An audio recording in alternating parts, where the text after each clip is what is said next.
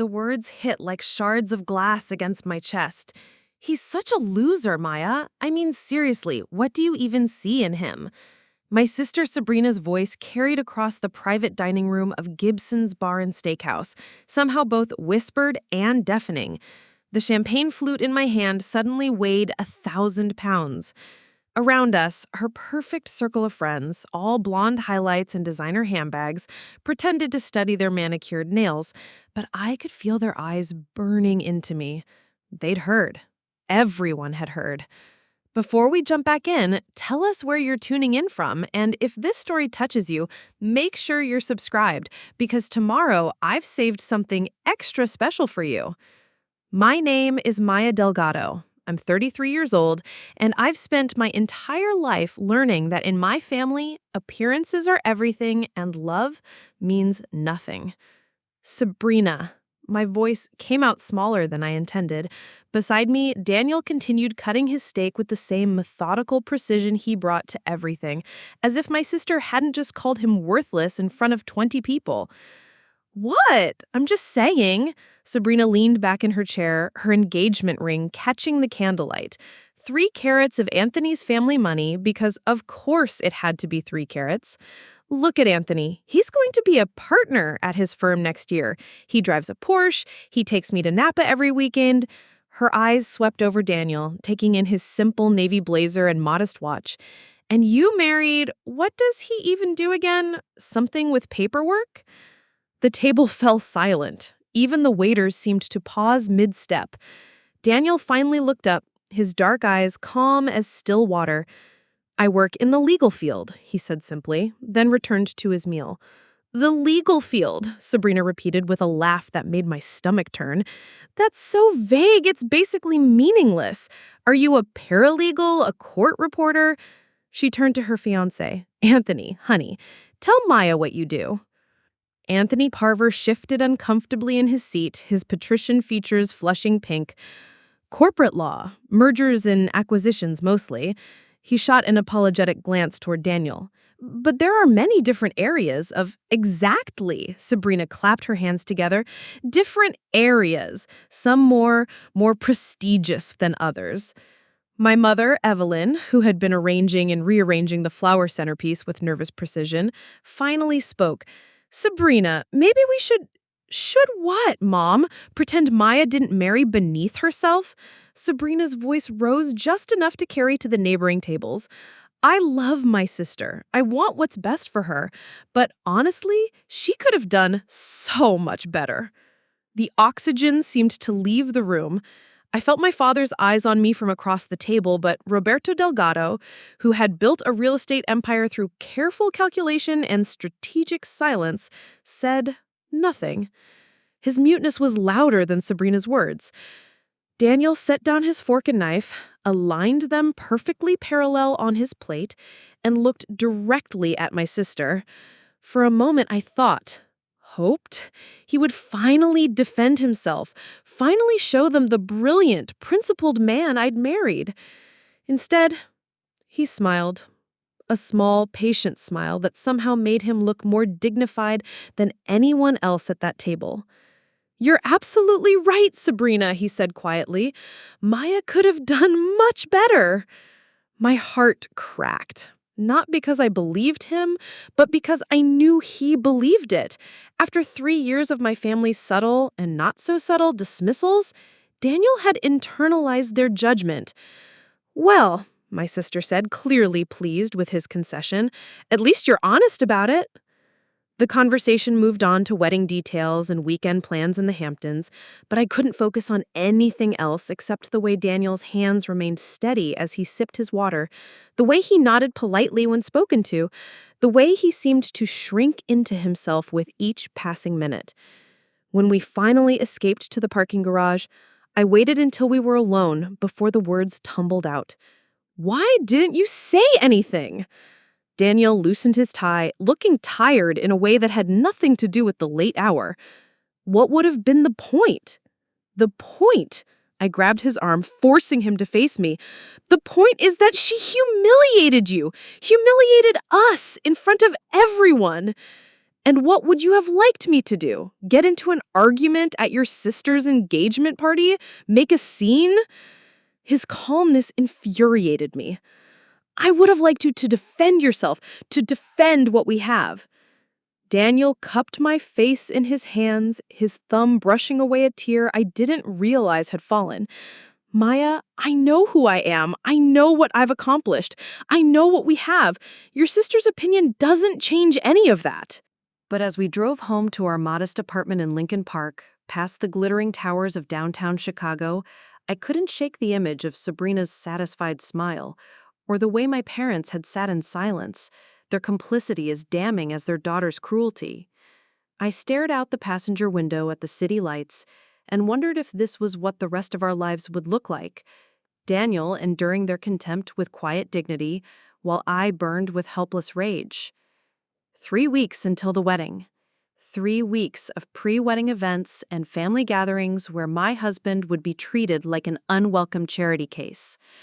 I didn't know it then, but those 3 weeks were about to teach my family and me the difference between worth and appearances, between true power and the shallow performance of it. Some lessons I was about to learn are worth the wait. The insult replayed in my mind all night, like a song stuck on repeat. He's such a loser, Maya. By 3 a.m., I gave up on sleep and found myself standing in our kitchen, staring at the refrigerator covered in our life.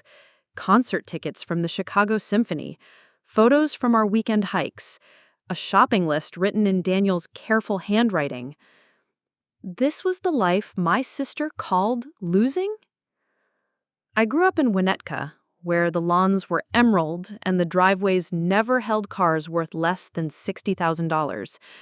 The Delgado house sat on a tree-lined street where every family had a story they wanted to tell about their success, their connections, their children's achievements. And what a story we were. Roberto Delgado, who had built his commercial real estate company from nothing, married Evelyn, whose family had owned the same downtown Chicago properties for 3 generations. 2 daughters, Sabrina, 3 years older, the golden child who checked every box our parents had ever dreamed of, and me. From the time I could walk, the comparisons began. Subtle at first. Look how beautifully Sabrina plays piano, while my own attempts at music lessons ended in tears and broken strings. Then more pointed as we grew older. Why can't you be more focused like your sister? When my grades dipped from A's to B's. Sabrina would never speak to us that way, when I dared to question their expectations. Sabrina excelled at everything effortlessly. Valedictorian at New Trier High School, full scholarship to Northwestern, law review at University of Chicago. While I struggled through state school and changed my major 3 times, she was winning moot court competitions and landing summer internships at white shoe firms. By the time I graduated with a degree in social work and a mountain of student debt, Sabrina was already working for one of Chicago's most prestigious firms, living in a Gold Coast condo that cost more than most people's houses. Social work, my father had said when I announced my career choice, the disappointment heavy in his voice. That's very noble of you, mija. Noble. The word wealthy people used when they meant impractical. But it was in social work that I met Daniel. I was 28, working at a legal aid clinic on the South Side, helping families navigate housing disputes and custody battles. He walked into our clinic on a Thursday morning, looking like he'd rather be anywhere else. "I'm here about the Rodriguez case," he told our receptionist. "I'm Daniel Reyes." I'd been expecting a law student or junior associate sent by some firm to help with our backlog. Instead, I found myself face to face with a man who moved through our chaotic office like he belonged there. He spent 4 hours reviewing files, asking thoughtful questions, and taking notes in a leather portfolio that looked expensive, but worn. "You don't work for a firm," I said finally. It wasn't a question. He smiled, the same patient smile he'd given Sabrina years later. "No, I don't." "Then why are you here?" "Because Mrs. Rodriguez deserves good representation." That's how our courtship began. Daniel shows up every Thursday to help with pro bono cases, never mentioning his own career, never name-dropping or networking, just doing the work. When he finally asked me to dinner, I almost said no. He was too quiet, too serious. Nothing like the ambitious young professionals my family always pushed me toward. Thank God I said yes. Our first real conversation lasted until 2 a.m. in a 24-hour diner near the clinic. He told me about growing up in Pilsen, the son of immigrants who cleaned offices downtown, about working construction summers to pay for college, studying in the truck during breaks, about choosing law not for money or prestige, but because he'd seen too many people get crushed by systems they didn't understand. "What kind of law do you want to practice?" I asked. "The kind that matters," he said simply. I fell in love with his certainty, his quiet integrity, the way he listened more than he spoke. When I brought him home for the first time, my parents were polite, but puzzled. Where was his arrogance, his networking skills, his obvious ambition? "He seems nice," my mother said after he left. "But what does he want to do with his career? Where does he see himself in 10 years? I didn't know how to explain that Daniel's ambitions weren't about climbing ladders or accumulating wealth, that he measured success in different terms than our family ever had. The engagement announcement caused a minor earthquake on our family group chat. Sabrina, ever subtle, wrote, "Congratulations! Are you sure you're ready for this?" followed by a string of concerned face emojis. My parents took me to lunch to discuss practical matters, code for talk you out of making a mistake. "We just want to make sure you've thought this through," my father said, cutting his salmon with surgical precision. "Marriage is about more than feelings, Maya. It's about building a life together, security, compatibility." "We like Daniel," my mother added quickly. "He's very earnest. But you have to think about the future. What if you want children? Private schools, college funds, family vacations?" The implication hung there like smoke. Daniel couldn't provide the life they thought I deserved. But they didn't see what I saw. They didn't see Daniel reading legal briefs at midnight, highlighting passages with the intensity of a scholar. They'd never watched him with our pro bono clients, the respect in his voice when he spoke to families who had nothing but their dignity. "I love him," I told them, "and I'm marrying him." The wedding was small, simple, nothing like the elaborate affair Sabrina was now planning. Daniel's family filled one side of the church, construction workers and teachers and nurses, people who worked with their hands and hearts. My side was sparse, punctuated by uncomfortable silences and forced smiles. For 3 years, we had existed in a careful detente. Family dinners where Daniel was politely ignored, holidays where conversations stopped when he entered rooms, birthdays where his thoughtful gifts were overshadowed by Sabrina's expensive gestures. And through it all, Daniel remained unflappable, patient, kind.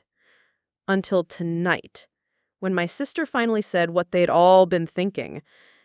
"He's such a loser." I traced my finger along a photo of us hiking in Starved Rock State Park, both of us windblown and grinning.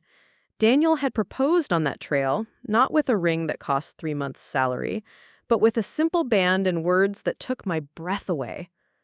"Maya, you make me want to be worthy of your love." At the time, I thought he was being humble.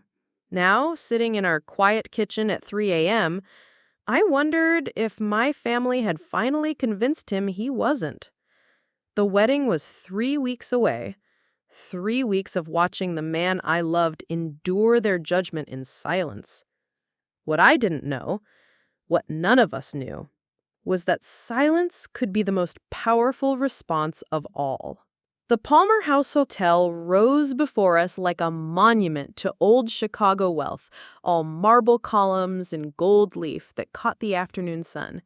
Sabrina had chosen it, of course, because it was the kind of place where doormen wore white gloves and even the elevators whispered money. Mrs. Delgado, the concierge practically glowed when he saw me approach the check-in desk. Welcome to Palmer House. We're so honored to host your sister's wedding celebration. I forced a smile. Thank you. We're checking in under Reyes. His expression flickered just for a moment as he processed that I wasn't staying under my family's name, that I was here as part of the wedding party, but not part of the financial equation paying for this extravaganza. Of course, Mr. and Mrs. Reyes, you're in our lovely standard king room on the 14th floor. Translation, the cheap seats, while the rest of the wedding party occupied luxury suites. Daniel handed his credit card without comment, but I caught the way his jaw tightened slightly. Not from the slight, Daniel had endured worse, but because he knew it bothered me. The elevator ride was silent, except for the soft jazz playing overhead. When we reached our floor, I could hear laughter echoing from down the hall. Sabrina's bridesmaids had arrived. Maya! The voice belonged to Jessica, Sabrina's college roommate and maid of honor. She appeared in the hallway, holding a champagne flute, her blonde hair perfectly curled, despite having just arrived from New York. Behind her emerged the rest of Sabrina's wedding party. Madison, who worked in fashion PR, and never let anyone forget it. Chloe, whose Instagram following was her primary job qualification. And Tiffany, whose husband owned a string of car dealerships and who somehow made that sound glamorous. "This is my husband Daniel," I said, knowing full well they'd met him several times over the years. "Oh, right." Jessica's smile was bright as polished silver. Sorry, what do you do again? Something with law, right?"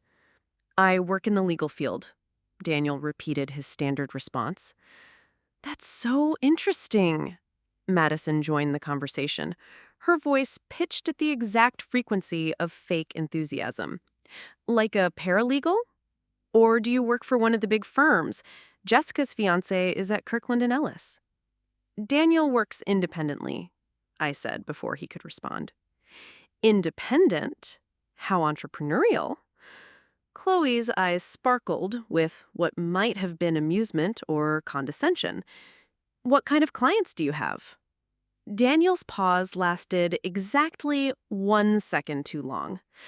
Long enough for the bridesmaids to exchange glances that they thought were subtle. Preparing and narrating the story took us a lot of time. So if you are enjoying it, subscribe to our channel. It means a lot to us. Now back to the story. "Various types," he said finally.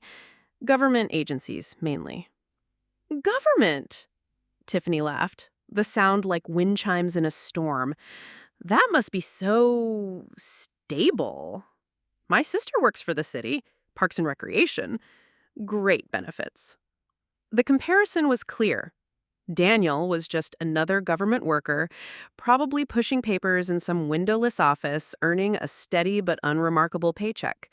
Nothing like their successful husbands with their corner offices and stock options. "Where's Sabrina?" I asked, desperate to change the subject. "Spa treatment," Jessica gestured toward the elevator.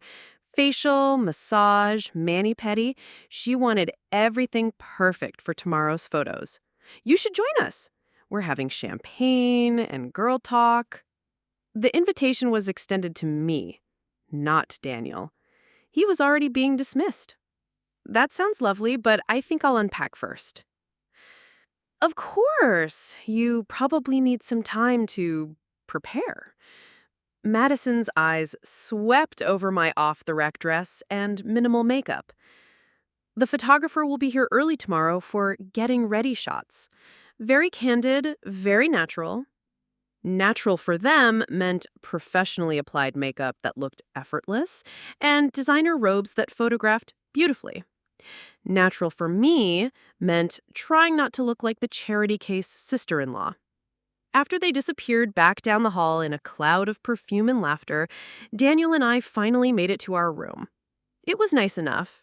Palmer House didn't do anything that wasn't nice. But compared to the suites I glimpsed through open doors, it felt like a broom closet. "They seem fun," Daniel said mildly, loosening his tie. You don't have to pretend they weren't awful. They weren't awful.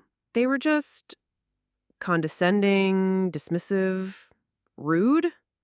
Daniel sat on the edge of the bed and looked at me with those steady dark eyes that never seemed to lose their calm. They were curious about someone they don't understand. They understand perfectly. They think you're nobody. And you think I should care about that? I wanted to scream. Yes, I wanted to scream, you should care. You should care that they treat you like you're invisible. You should care that my family acts like I married the janitor. You should care that I have to defend you constantly while you just smile and take it. Instead, I sat down beside him and leaned into his shoulder. I care about it. I know you do. But Maya, think about what they actually said. Nothing that wasn't true. I do work in the legal field. I do work with government agencies. I don't work for a big firm or drive a fancy car. That's not the point. Then what is? I mean, what if their assumptions tell us more about them than about me? Before I could respond, my phone buzzed. A text from my mother. Cocktail reception at 7. Family photo at 6:45 sharp. Please make sure you both look presentable. Presentable. As if we might show up in torn jeans and flip-flops. We should start getting ready, I said, showing Daniel the message. He nodded and began unpacking his garment bag with the same methodical care he brought to everything. As he hung up his navy suit, not expensive, but well-tailored and perfectly maintained, I found myself studying him. There was something about the way Daniel moved, the way he occupied space that I'd never been able to pin down. He had the bearing of someone accustomed to authority, but he wore it so lightly that it was easy to miss. My family saw his humility and mistook it for weakness. They saw his quiet confidence and assumed it was resignation. What they didn't see was the steel underneath. The man who could spend hours poring over legal briefs, who spoke about justice and constitutional law with fierce intelligence, who commanded respect from everyone, except, apparently, my family. Daniel, I said, as he selected his tie, a simple silk navy that matched his suit, why don't you ever talk about your work? Really talk about it? He paused, the tie hanging loose around his neck.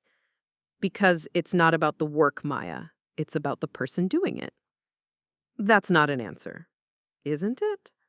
I was about to press him further when another knock came at the door. My mother's voice carried through. Maya, are you decent? I wanted to talk to you about tomorrow's schedule. Daniel met my eyes in the mirror and smiled. Showtime.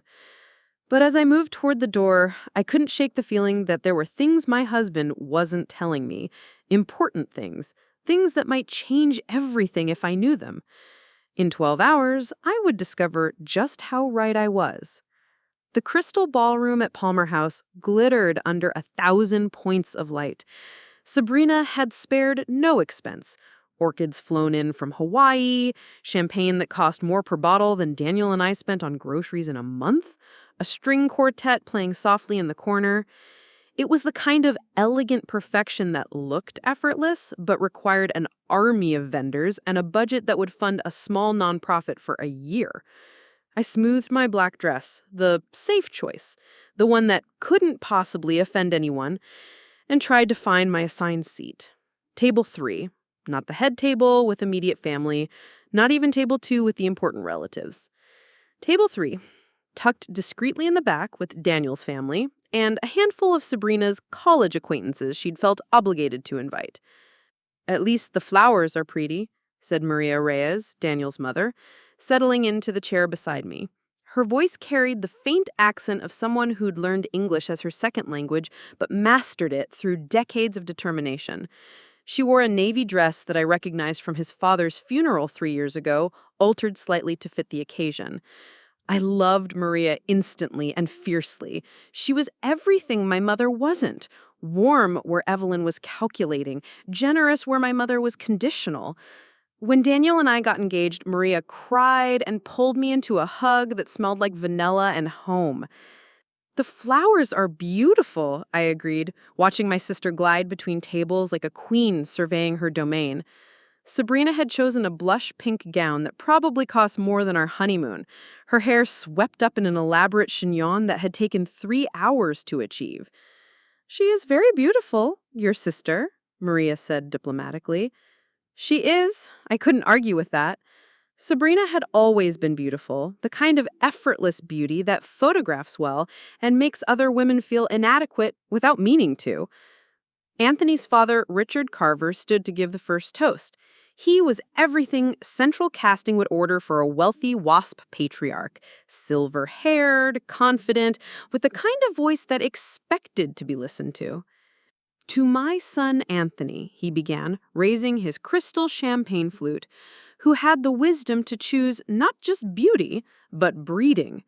The Delgado family represents everything we value: hard work, success, and the understanding that marriage is about building something lasting together." Polite applause rippled through the room. I noticed Daniel's hands remained in his lap.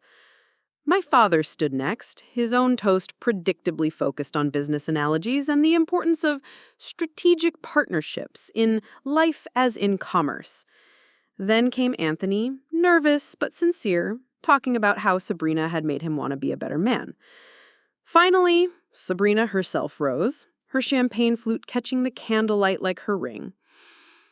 "Thank you all for being here," she began, her voice carrying the confidence of someone who'd never doubted her place in the world. "Looking around this room, I see the people who matter most to us: family, friends, the people who've helped shape us into who we are today." Her eyes swept across the crowd, lingering on each important table, before finally landing on ours. "I'm especially grateful for my family," she continued. "My parents, who taught me never to settle for less than I deserved, and my sister Maya, who," she paused, her smile growing sharper, "who taught me the importance of knowing your worth."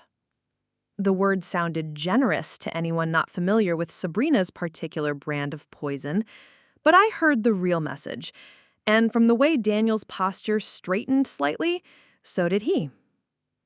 "Maya has always been the idealistic one in our family," Sabrina continued, her voice warm with false affection. "She followed her heart, married for love, and chose the romantic path. And I admire that, I really do. There's something beautiful about believing love conquers all." Nervous laughter rippled through the room.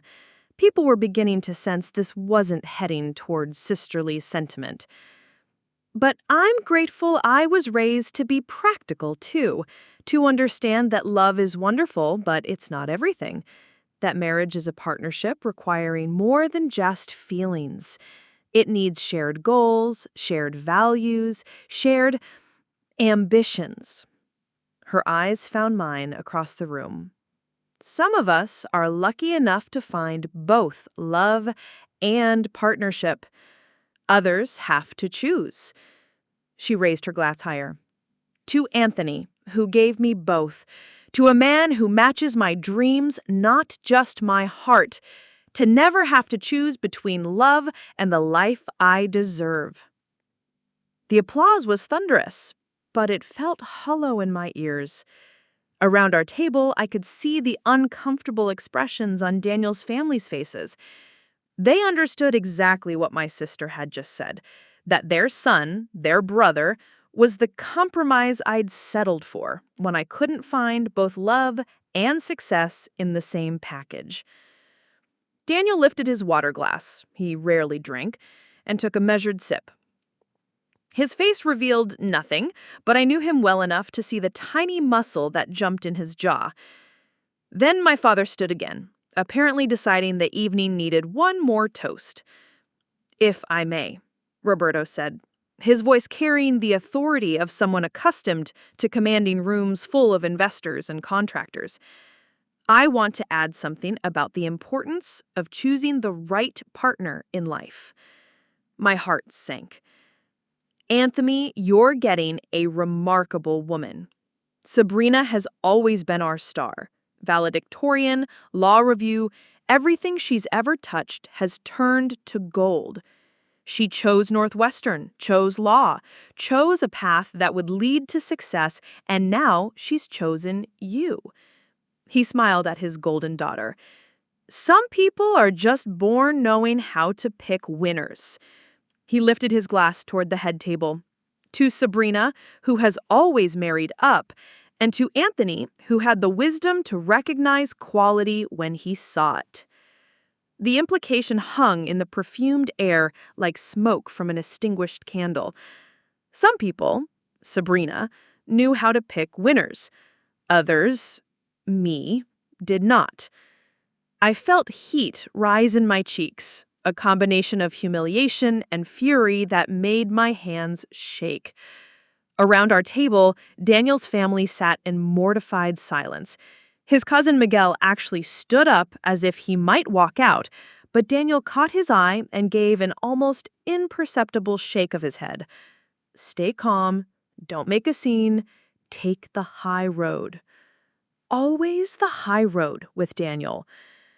The dinner continued with forced normalcy.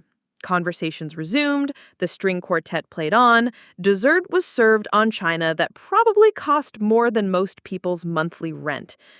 But I couldn't taste anything. Every bite felt like ash.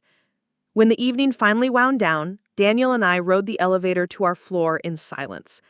I was afraid if I opened my mouth, I would scream. It wasn't until our hotel room door closed behind us that the dam broke. How do you stand it? The words exploded out of me. How do you just sit there while she... I couldn't even finish the sentence. Daniel loosened his tie with the same methodical precision he brought to everything. What would you like me to do, Maya? I would like you to defend yourself. I would like you to show them who you really are instead of letting them think you're some nobody who got lucky. And who do you think I really am? The question stopped me cold, because suddenly I realized that after 3 years of marriage, I wasn't entirely sure I could answer it. I know exactly who you are, I said, but even as the words left my mouth, I could hear the uncertainty in my voice. Daniel sat on the edge of the bed, his hands clasped loosely between his knees. In the soft lamplight of our hotel room, he looked tired in a way that went deeper than the late hour. Tell me then. You're brilliant. You're kind. You work harder than anyone I know. You care about justice and helping people and doing the right thing even when it's difficult. My voice gained strength as I spoke. You're worth 10 of Anthony with his family money and fancy car. But I hesitated. But I don't understand why you let them treat you like you're not. Daniel was quiet for so long, I wondered if he was going to answer at all. Outside our window, Chicago sparkled in the darkness, the city lights creating their own constellation against the Lake Michigan horizon. When I was 12, he said finally, my father took me to his cleaning job downtown, one of those corporate towers with marble lobbies and security guards in uniforms. He wanted to show me why education mattered, why I needed to study harder than the other kids. I sat down beside him, sensing this was a story I'd never heard before. We were cleaning offices on the 40th floor, lawyers' offices, as it turned out, corner offices with views that cost more than my parents made in a year. My father was emptying wastebaskets while I did homework at the reception desk, and this lawyer walked in, saw me there with my book spread out, and asked what I was working on. Daniel's hands were perfectly still, but I could feel the tension in the story. Constitutional law. I was reading about the 14th Amendment for a school project. This lawyer, he must have been curious about a kid who was reading constitutional law for fun. He started asking me questions. Real questions, not the kind adults ask children. He wanted to know what I thought about equal protection, about due process. What did you tell him? I told him what I believed, that the law should protect everyone equally, not just people with money and power, that justice shouldn't depend on your last name or your zip code. Daniel smiled, but it was tinged with something I couldn't identify. He listened, really listened. Then he said something I've never forgotten. I waited. He said, son, you have the mind of a judge. Don't let anyone convince you to settle for less. Daniel looked at me then, his dark eyes holding mine. That night, riding the bus home with my father, I decided what I wanted to do with my life. Not to get rich, not to impress people, but to be the kind of person who could make those decisions fairly, to be someone worthy of that responsibility. And you became a lawyer. I became more than that, Maya. The way he said it made something shift in my chest. What do you mean? Daniel stood and walked to his garment bag, unzipping a side pocket I'd never paid attention to before. He pulled out a small leather folder and held it for a moment, as if weighing whether to show me. I mean, I became the kind of person that a lawyer saw in a 12-year-old boy reading constitutional law in his father's office building. He handed me the folder. I opened it with trembling fingers and found myself staring at an official identification card with Daniel's photo and a title that made my breath catch in my throat. The Honorable Daniel Reyes, United States District Judge, Northern District of Illinois. I read it 3 times before the words made sense. You're a federal judge? For the past 2 years, yes. My mind reeled. But how? When? Why didn't you tell me? I was going to. When the Senate confirmed my nomination, I planned this whole elaborate way to surprise you. Dinner at Alingia, champagne, the works. He sat back down, running his hands through his hair. But then your father made some comment about hoping I would eventually make something of myself. And I realized what? That if I told you then, if I told your family, they'd start treating me differently. And I needed to know, his voice caught, I needed to know that you loved me for who I am, not for what I do, that your family's opinion of me didn't matter to you. The words hit like a physical blow. Of course I love you for who you are. Do you? Because sitting at that table tonight, watching you burn with shame every time they dismissed me, I wasn't sure. I stared at him, this man I thought I knew completely. You're a federal judge. You're one of the most powerful people in the legal system, and you let my sister call you a loser? Your sister's opinion of me doesn't change who I am or what I've accomplished. Daniel's voice was steady, but I could see the hurt underneath. But yours does. My opinion hasn't changed. I've always believed in you, always defended you. You've defended me like I was the underdog who needed protection, not like I was your equal. He reached over and gently took the identification folder from my numb fingers. Maya, I've presided over cases involving millions of dollars. I've made decisions that affected thousands of People's lives. Last month, I sentenced a corrupt politician to federal prison. The month before that, I ruled on a constitutional challenge that made national news. Each revelation hit like another wave. The briefs you read at night? Cases I'm hearing. Decisions that require months of research and consideration. The way you talk about constitutional law, because it's my job to interpret it. I felt like I was seeing him clearly for the first time, and the feeling was overwhelming. This quiet man who endured my family's contempt without defending himself wasn't weak or resigned. He was so secure in his own worth that their opinions simply didn't touch him. "Why didn't you tell me before?" I whispered. "Because I wanted you to love the man who cleaned offices with his father, not the judge who gets addressed as Your Honor." I do love that man. I love both men. They're the same person. Daniel studied my face in the lamplight. Are they? Because that man sitting at your family's table tonight, the one they were mocking, he's exactly who I've always been. If a title changes how you see me, then maybe I was right to wait. It doesn't change how I see you, I said. But even as I spoke, I knew it wasn't entirely true. It changed everything and nothing all at once. Daniel was still Daniel. Still the man who helped elderly clients at legal aid, still the husband who brought me coffee in bed every morning, still the person who chose humility over pride. But now I understood the steel underneath, the authority that had always been there, so understated I'd missed it. The reason he never felt the need to prove himself to my family. "Tomorrow's the wedding," I said finally. "Yes." "Are you going to tell them?" Daniel was quiet for a long moment. "I don't know. Should I?" I thought about Sabrina's speech, about my father's toast, about all the years of subtle and not-so-subtle dismissals, about the way they'd made him feel like he wasn't worthy of me when the truth was, I wasn't sure I was worthy of him. Yes, I said firmly, I think you should. Even if it changes everything? I reached for his hands, finally understanding that I was holding the hands of a man who'd risen from cleaning offices to the federal bench, who'd chose love over ambition when he married me, who'd endured years of contempt with quiet dignity because he knew something my family didn't, that worth isn't determined by other people's opinions, especially because it changes everything. Outside our window, the city lights continued their silent dance, and somewhere in the distance I could hear the faint sound of wedding preparations beginning. Tomorrow, my sister will marry her prince, surrounded by all the wealth and status she'd ever dreamed of. And my family would finally learn what they'd been too blind to see, that they'd been in the presence of true power all along.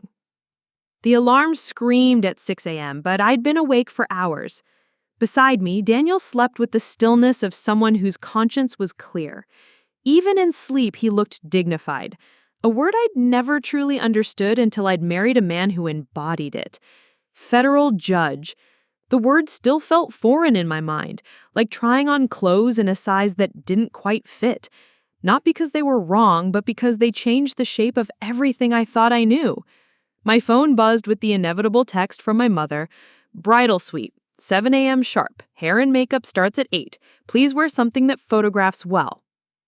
I slipped out of bed and padded to the bathroom, studying my reflection in the unforgiving hotel lighting.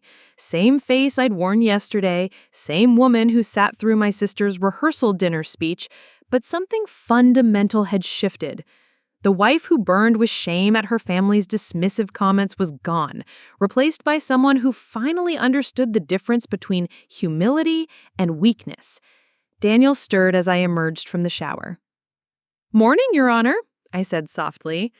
He smiled, a real smile this time, not the patient mask he wore around my family. "I like the sound of that, but only when you say it." "Get used to it." I kissed his forehead, tasting the salt of last night's revelations. Today changes everything. The elevator ride to the penthouse bridal suite felt like ascending to another world. When the doors opened, I was greeted by a symphony of female voices. Champagne being poured at 7:15 a.m., and the kind of orchestrated chaos that comes with unlimited budgets and type A personalities. Maya! Sabrina appeared in a silk robe that probably cost more than my monthly salary, her face glowing with the particular radiance of brides who've never doubted their choices. Perfect timing. We're about to start mimosas. The suite was an explosion of white and blush pink, roses, peonies, and orchids creating a floral wall that belonged in a magazine spread. 3 professional photographers moved through the space like dancers, capturing candid moments that had been carefully staged. A team of hair and makeup artists had transformed one corner into a salon, complete with professional lighting that would make everyone look luminous. "Here." Jessica thrust a champagne flute into my hand. "It's never too early for celebrations." I accepted it, but didn't drink. Something about the bubbles felt too celebratory for what I knew was coming. The next 3 hours passed in a blur of curling irons and lipstick consultations, of bridesmaids posing for Instagram photos, and my mother directing traffic like a seasoned event coordinator. I let them style my hair into soft Hollywood waves and paint my face with more makeup than I'd worn in years, playing the role of dutiful sister while my mind churned with questions I couldn't ask. "You're quiet today," Madison observed, applying another coat of mascara in the mirror beside me. "Wedding day jitters?" "Something like that." "It's sweet how nervous you are for Sabrina. You two are so close. Though I have to say, I'm impressed with how well Daniel is handling all of this. Some men get really uncomfortable around this much elegance." The word landed like she intended it to, a subtle reminder that Daniel didn't belong in spaces like this, that his presence was barely tolerated rather than welcomed. "Daniel handles everything well," I said evenly. "Oh, absolutely. He's very steady, reliable, the kind of man who'll always be there, you know, even if he's not necessarily going places." Before I could respond, my phone buzzed with a text message from Daniel. Received an interesting message this morning. Judge Hayes confirmed she'll be attending the ceremony. Looking forward to seeing her. My breath caught. Judge Margaret Hayes. I'd heard Daniel mention her name before in the context of legal discussions, but I'd never put together who she was. Now, with yesterday's revelation fresh in my mind, the significance hit me like lightning. "Everything okay?" Sabrina appeared beside me, resplendent in her wedding dress, a designer creation that transformed her into something between a princess and a work of art. "Fine. Daniel just confirmed some details for later." So thoughtful. Having a husband who takes care of the little things must be nice. Anthony's already texting about golf next weekend. She laughed, but I caught the edge of superiority. Anthony was successful enough to think beyond today, while Daniel was presumably just trying to keep up with the schedule. The irony was thick, I could taste it. "Sabrina," I said carefully, "you know Daniel works in federal court, right?" "Of course. Court reporter, clerk, something like that." She adjusted her veil with the casual dismissiveness of someone who'd never bothered to ask follow-up questions. Federal judge. The words sat on my tongue like champagne bubbles ready to explode the careful fiction my family had constructed. But something held me back. Maybe it was the knowledge that this moment belonged to Daniel, not me. That after years of their assumptions, he deserved to be the one to correct them. "Something like that," I said. The morning flew by in a whirlwind of final touches and photographer directions. I watched my sister transform from the girl who'd once built blanket forts with me to this vision of bridal perfection, and I felt a complex mix of love and sadness. This was what she'd always wanted, the fairy tale wedding, the wealthy husband, the life that looked perfect from the outside. But as I observed the careful choreography of her perfect day, I realized something that might have broken my heart yesterday, but felt like liberation today. Sabrina didn't actually know me at all. She'd seen my marriage to Daniel as settling because she couldn't conceive of values beyond wealth and status. She'd dismissed my husband because his humility looked like weakness to someone who measured worth in dollars and social position. She had no idea that the quiet man she'd called a loser was one of the most powerful legal minds in the district. That federal attorney addressed him as "Your Honor" and rose when he entered the courtroom. That his decisions shaped law and impacted thousands of lives. But she was about to find out. My phone buzzed again. This time the message made my heart race. "Getting dressed now. See you at the ceremony. Ready to show them who we really are?" I typed back quickly. "More than ready." As I slipped into my bridesmaid dress, a blush pink confection that was beautiful but generic enough to ensure I wouldn't upstage the bride, I caught my reflection in the mirror. Same face, same dress, same sister who'd always lived in Sabrina's shadow. But for the first time in my life, I wasn't trying to step out of that shadow. I was simply stepping into my own light. The ceremony was scheduled to begin in 2 hours. 2 hours until my family learned that the man they'd dismissed as beneath me was actually so far above their shallow judgments that their opinions couldn't even reach him. 2 hours until everything changed. I smoothed my dress, checked my lipstick, and prepared for the most satisfying wedding gift my sister would never see coming. Justice, I thought, has a sense of irony after all. The Palmer House Grand Ballroom had been transformed into something from a fairy tale. White silk draping cascaded from 20-foot ceilings, and thousands of white roses created an altar that belonged in a European cathedral. 300 guests filled gilded chairs, their designer outfits and glittering jewelry reflecting the soft candlelight. I stood at the back of the bridal party, watching Sabrina glide down the aisle on my father's arm. She was luminous, every inch the perfect bride she'd dreamed of becoming since we were children, playing dress-up in our mother's closet. But my eyes kept drifting to the third row, where Daniel sat with his mother and extended family. He wore his navy suit with quiet confidence, his posture straight but relaxed. To anyone watching, he looked like exactly what my family had always assumed. A pleasant, unremarkable man who'd married above his station. Only I knew the truth humming beneath his calm exterior. During the exchange of vows, I caught snippets of whispered conversations from the rows behind me. Maya's husband is here somewhere, isn't he? The quiet one? Yes, I think so. Sweet man, but very ordinary. What does he do again? Something with paperwork, I believe. Government job. Each dismissive comment felt different now. Not like arrows aimed at someone I needed to protect, but like evidence of their own blindness. They were gossiping about a federal judge like he was a filing clerk, and the irony was so sharp it almost made me smile. Anthony's vows were polished and romantic, clearly written with input from a professional. When Sabrina spoke, her words rang with the confidence of someone who'd never questioned her choices. You are everything I dreamed of in a partner, successful, ambitious, someone who matches my vision of the life we'll build together. Her eyes swept the congregation as she spoke, landing briefly on me and Daniel. Even in her moment of supreme happiness, she couldn't resist the subtle reminder of her superior choice. The ceremony concluded with a kiss that would photograph beautifully, and thunderous applause from the congregation. As the recessional began, I watched Sabrina float back down the aisle, her train trailing behind her like liquid silk. She was radiant with triumph, having achieved everything she had set out to accomplish. What she didn't know was that her perfect day was about to be rewritten by the man she'd dismissed as nobody. During the cocktail hour, I found myself swept into a whirlwind of congratulations and small talk. Distant relatives I hadn't seen in years wanted to know about my life, my job, my husband.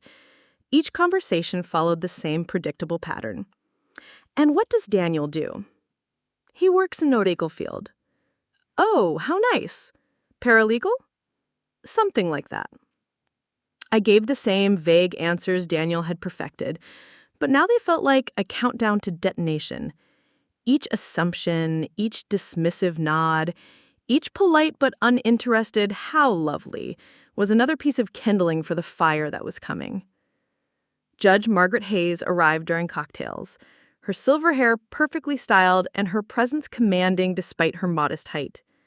I recognized her immediately from news photos, a Clinton appointee with a reputation for brilliant legal reasoning and zero tolerance for nonsense. She made her way through the crowd with the bearing of someone accustomed to deference, stopping occasionally to greet acquaintances. When her eyes found Daniel across the room, her face lit up with genuine warmth.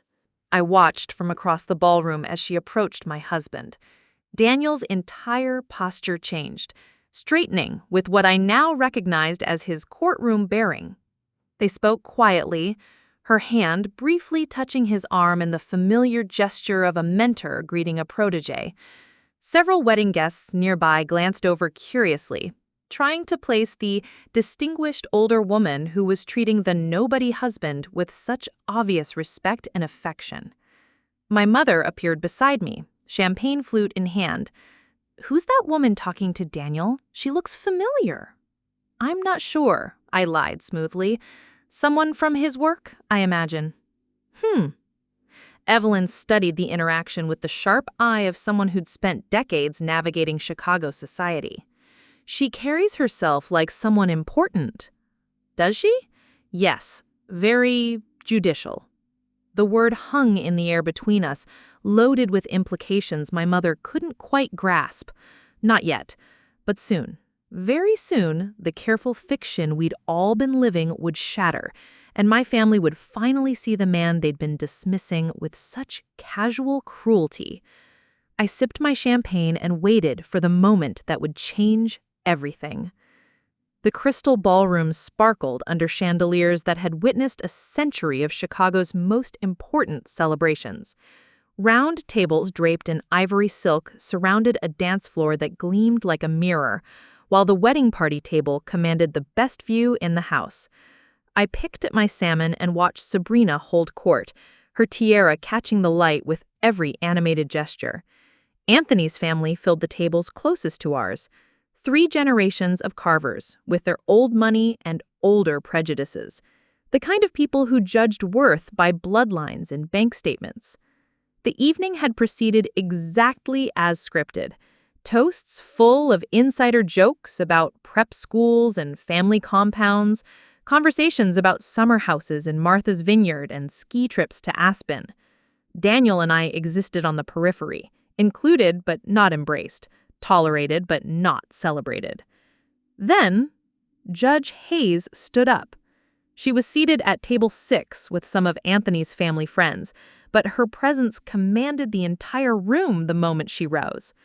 Conversations quieted as 300 guests turned to look at the distinguished woman with silver hair and an unmistakable authoritative bearing. My heart hammered against my ribs. This was it. "Excuse me," she said, her voice carrying easily across the ballroom without amplification. "I hope you'll forgive the interruption, but I've just realized I'm in the presence of someone I hold in the highest regard."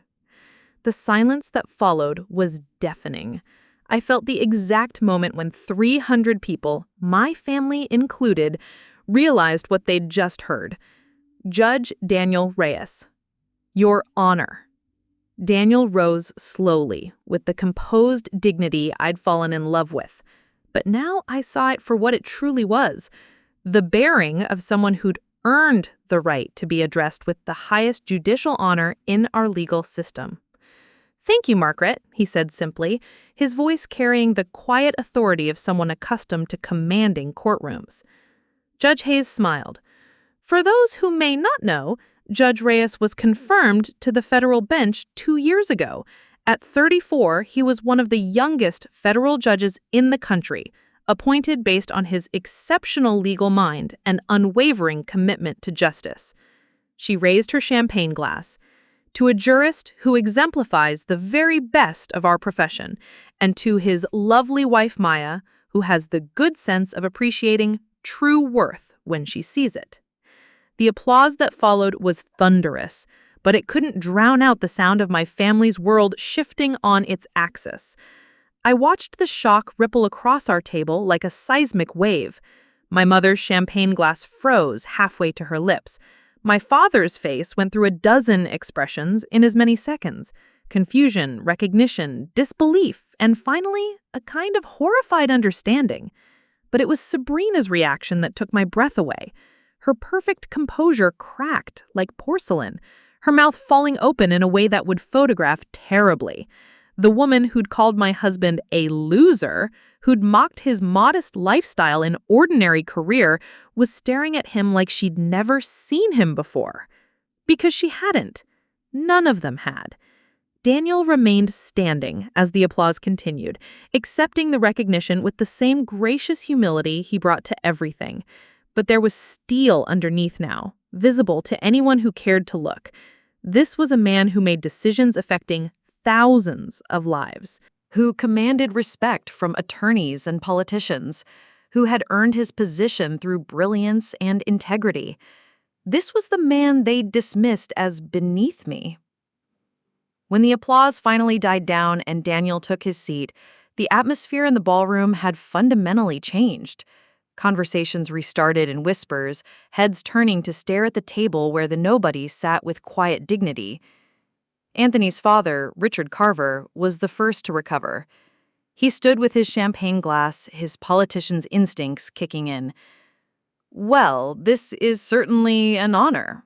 Judge Reyes, we had no idea we were in such distinguished company."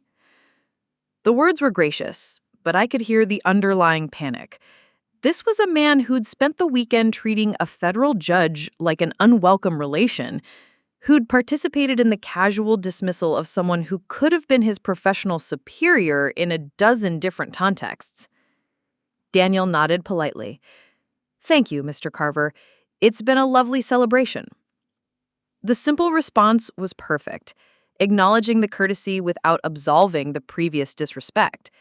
Daniel wasn't going to make it easy for them. He wasn't going to pretend the last 3 years of condescension hadn't happened. My father stood next, his face flushed with embarrassment and something that might have been pride. "Daniel, we had no idea. Why didn't you ever mention?" You never asked, Daniel replied simply.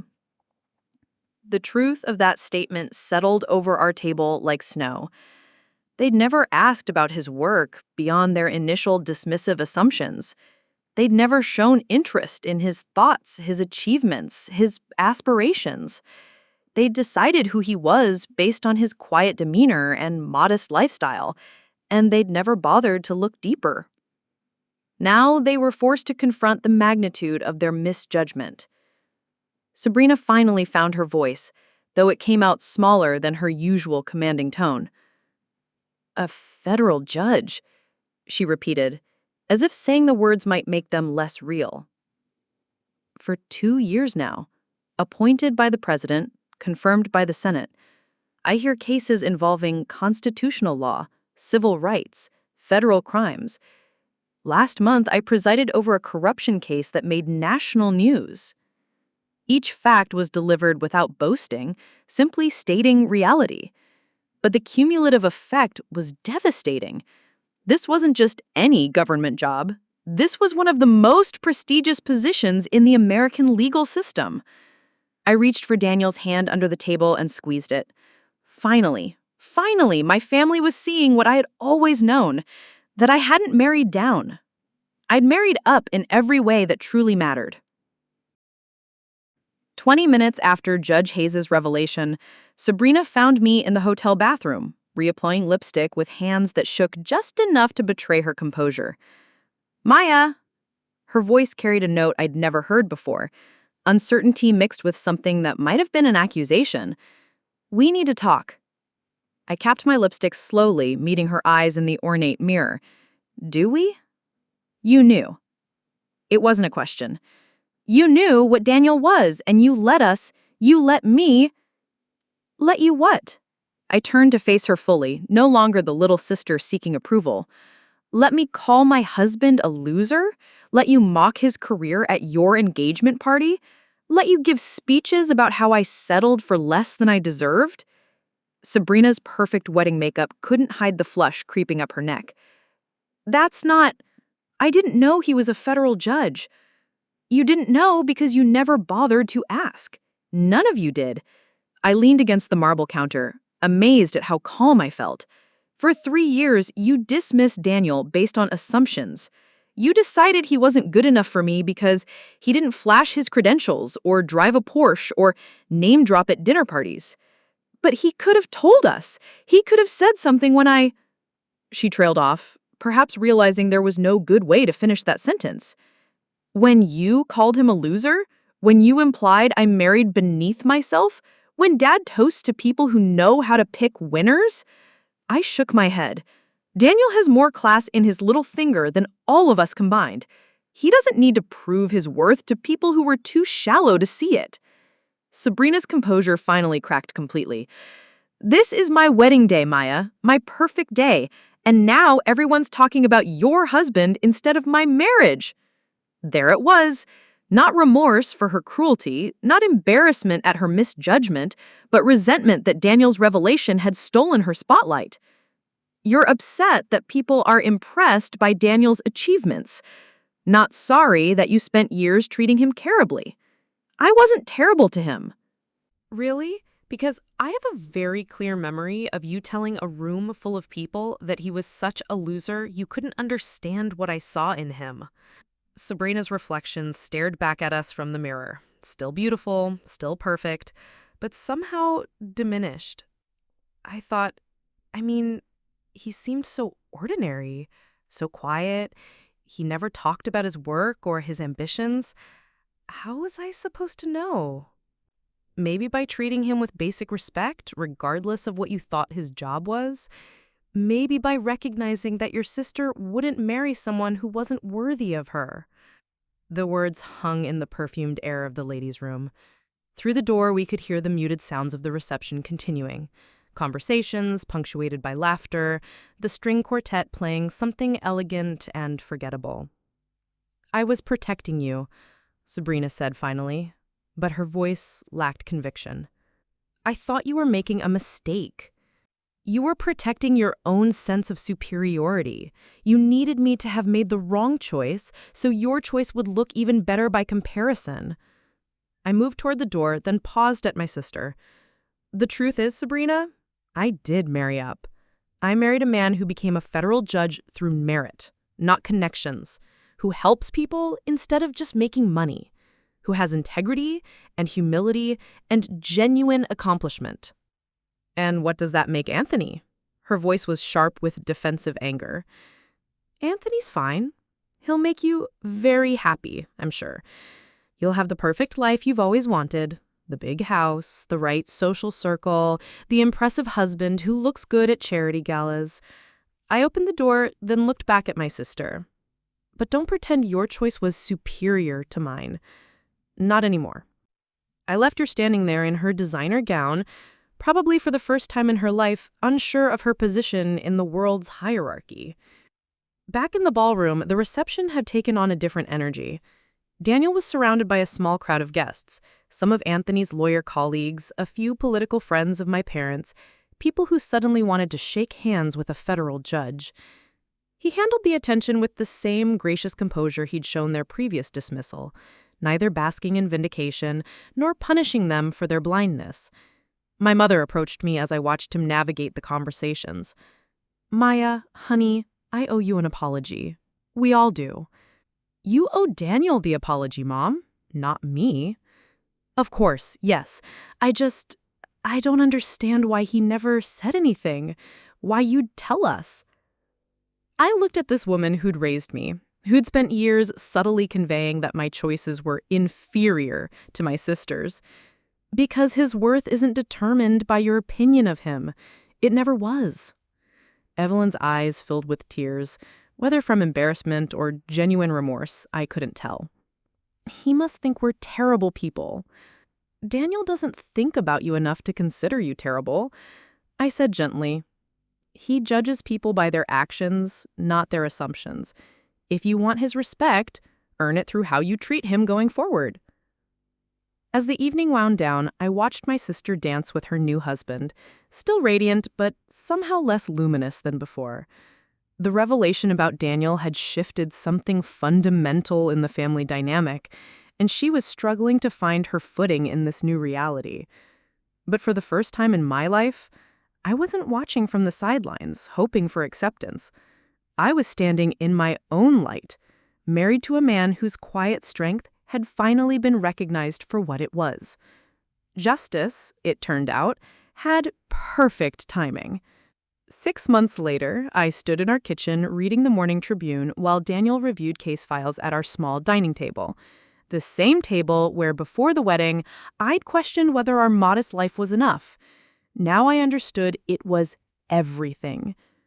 Look at this, I said, folding the newspaper to show him the social page. There was Sabrina at another charity gala, radiant in a designer gown, Anthony's arm around her waist, Chicago's young power couples making a difference. Daniel glanced up briefly. They look happy. They did. And strangely, that no longer bothered me. Sabrina had gotten exactly what she'd always wanted.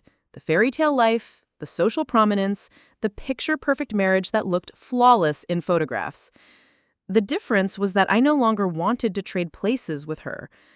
The months following the wedding had been a masterclass in human nature. My family's complete reversal was both fascinating and slightly nauseating to watch. My father, who had spent years offering Daniel lukewarm handshakes, now called him for advice on legal matters related to his business. My mother, who once suggested I could do better, now bragged to her friends about having a federal judge as a son-in-law. Have I mentioned that Maya's husband is Judge Reyes? Became her standard conversation opener at every social gathering. The most surprising change was in Sabrina herself. 2 weeks after the wedding, she'd shown up at our apartment with an expensive bottle of wine and something I'd never heard from her before: a genuine apology. "I was awful to you," she'd said, sitting on our secondhand couch in designer jeans that probably cost more than our monthly grocery budget. "To both of you. I was so caught up in proving I'd made the right choice that I convinced myself you'd made the wrong one." And now? I asked. Now I realize we both made the right choice, just different ones. It wasn't a complete transformation. Sabrina was still Sabrina, still image-conscious and competitive, but the edge of cruelty was gone, replaced by something that looked like respect. The broader family had undergone their own reckoning. Aunts and uncles who'd barely acknowledged Daniel at family gatherings now sought him out for conversations about politics and law. Cousins who treated him like wallpaper suddenly discovered shared interests. It was both gratifying and exhausting to watch. But it was Anthony's family whose reaction had been most revealing. Richard Carver, who'd participated in the casual dismissal of Daniel, had later pulled him aside at a family gathering to discuss a legal matter affecting his business. When Daniel politely suggested he retain appropriate counsel, Richard had pressed harder, clearly expecting special treatment based on their family connection. "I'm sorry, Mr. Carver," Daniel had said with perfect courtesy, "but it would be inappropriate for me to provide legal advice in my judicial capacity for personal matters." The reminder that Daniel wasn't just successful, but ethically uncompromising, had been a lesson in boundaries that the Carvers were still learning. "Do you ever feel vindicated?" I asked Daniel now, setting down the newspaper and moving to stand behind his chair. His hair was starting to show the first threads of silver at the temples, the only visible sign of the pressure that came with his position. "Vindicated about what?" He leaned back into my touch as I massaged his shoulders. "About them finally seeing who you really are." He was quiet for a moment, considering the question with the same careful thought he brought to legal arguments. "Maya, their opinion of me was never the problem. Your opinion of their opinion was." I stilled. "What do you mean?" "I mean, you spent 3 years burning with shame because they didn't understand my worth. But I never needed them to understand it. I needed you to be confident enough in your own judgment that their misunderstanding didn't matter." He turned in his chair to face me. "The night before the wedding, when you were so angry that I wouldn't defend myself, you weren't really angry at me. You were angry at yourself for caring what they thought." The truth of it hit like a physical blow. I was embarrassed. "You were embarrassed because some part of you worried they might be right, that you had settled, that love wasn't enough." I sank into the chair beside him, the weight of his words settling in my chest. "And now?" "Now I know what I've always known, that what we have is worth more than all their superficial measures of success combined." He reached for my hand, his fingers warm and steady. "You married a man who cleans offices with his father, Maya. The fact that he also happens to be a federal judge is just bonus information." Daniel was right, of course. The real transformation hadn't been in my family's opinion of him, it had been in my own certainty about our life together. I no longer felt the need to justify my choices or seek their approval. I had found something more valuable than their acceptance, my own confidence. "I love you," I said simply. "I love you too, both versions of you, the one who sought their approval and the one who doesn't need it anymore." That evening, we attended a legal aid fundraiser where Daniel was being honored for his pro bono work. I watched him accept the award with the same humble grace he'd shown at Sabrina's wedding, deflecting praise and focusing on the work still to be done. But this time, when people asked what I did for a living, I answered with confidence. When they learned I was married to Judge Reyes, I smiled and said, yes, I was the lucky one. Because I finally understood what Daniel had always known, that worth isn't determined by other people's recognition of it. It simply is. As we drove home through the Chicago streets, Daniel reached for my hand. "Any regrets?" I looked at this man who'd endured years of my family's contempt with dignity, who'd chosen to reveal his true position only when it served a larger purpose, who loved me enough to wait for me to find my own strength. "Just one," I said. "What's that?" "That it took me so long to see what was right in front of me." Daniel smiled, the patient smile I'd fallen in love with, now understood for the strength it represented. Good things are worth waiting for.